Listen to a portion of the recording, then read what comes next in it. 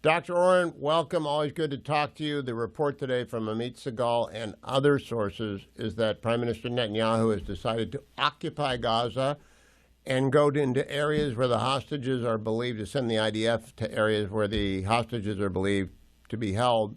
What's that mean to Americans? What does occupy Gaza mean? Oh boy, let's begin with the question, can it be done? Can it be done? And the question that many Israelis are going to ask when they hear Netanyahu say, well, we're going to occupy Gaza, Israelis are going to ask, well, very interesting, with what army? The army is exhausted. The army is exhausted, has been fighting now for over 500 days, these reservists. They are emotionally traumatized, physically spent. They did a study during the Vietnam War that said after 40 days of constant combat, the efficacy of a soldier drops to about zero. That's 40 days, because you can imagine what these soldiers have been in. They've been in combat for 24/7. So I'm really at a loss to tell you whether there's going to be an army to carry this out. So that's the first case.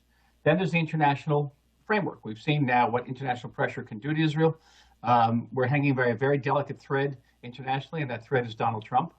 And we've seen an erosion of even MAGA support for Israel's position, especially among young conservatives. And we don't know how long we can, pull stretch that rope, that string that is Donald Trump is standing on. So that's another consideration.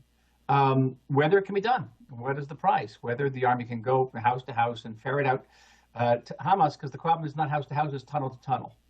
And in those tunnels are hostages. And those hostages, we now know, may not be released if we ratchet up the pressure on Hamas. They may be executed by Hamas, as has been the case in the past. So there are a lot of big questions here. I think you have to pull back and say, okay, what are Israel's options? One option, of course, would be to plow ahead and try to destroy Hamas. Total victory, as Netanyahu frames it. The second would be total surrender, as most Israelis want. And now, according to the polls, which is to say that Israel will simply announce it's pulling out of Gaza. Just give us the hostages back and we'll go home. And Hamas can emerge from the tunnels, reoccupy Gaza, rearm Gaza, and stays the next October 7th, because that's what its leaders said they would do 10,000 times over. Okay? That's another option.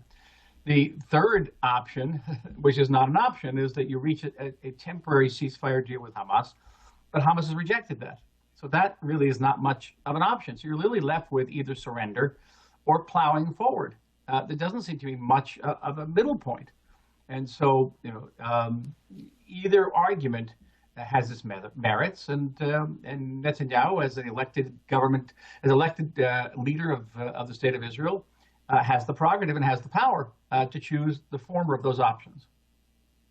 Now, Dr. Oren, what you referred to about combat efficacy of a soldier who's been in combat for 40 days is true. I've read that before. Doesn't the IDF rotate their battalions in and out of Gaza and let them rest in between? In theory, yes. In practice, no. In practice, no. I've spoken to several people in my own community who have spent 400 or 500 days in combat.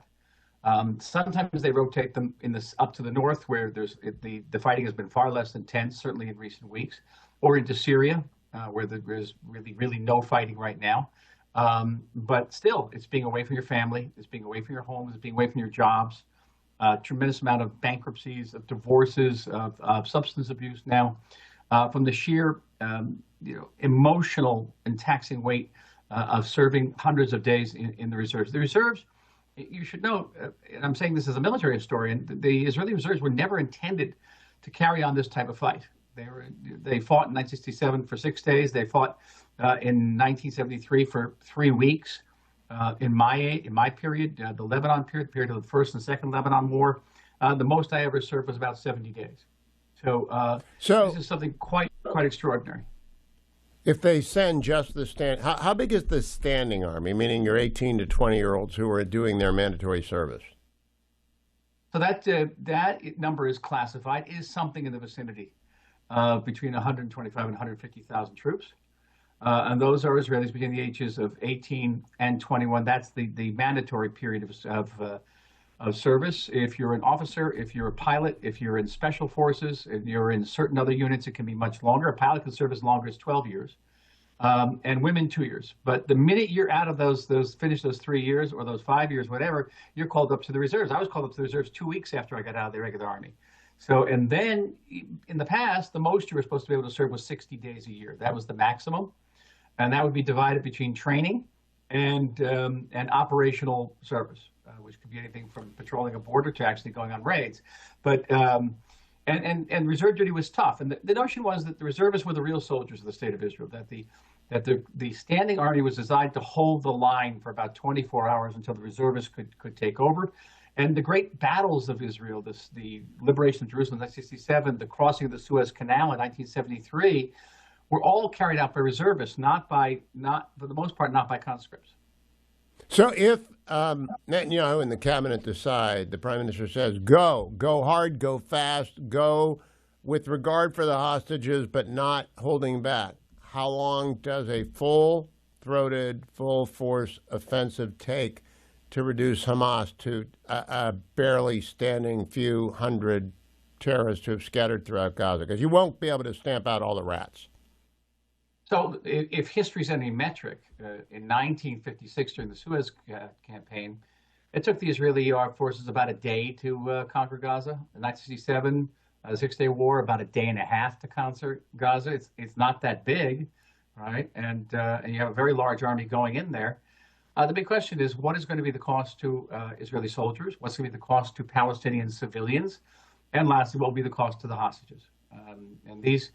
And these considerations didn't exist to a large degree in previous encounters in Gaza. They just didn't.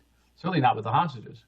And on top of all that, there's the international context, where Israel now is largely delegitimized. There's not a tremendous amount of support, even in the United States, for the continuing of Israel's war in Gaza. For full shows, live and on demand, it's Salem News Channel.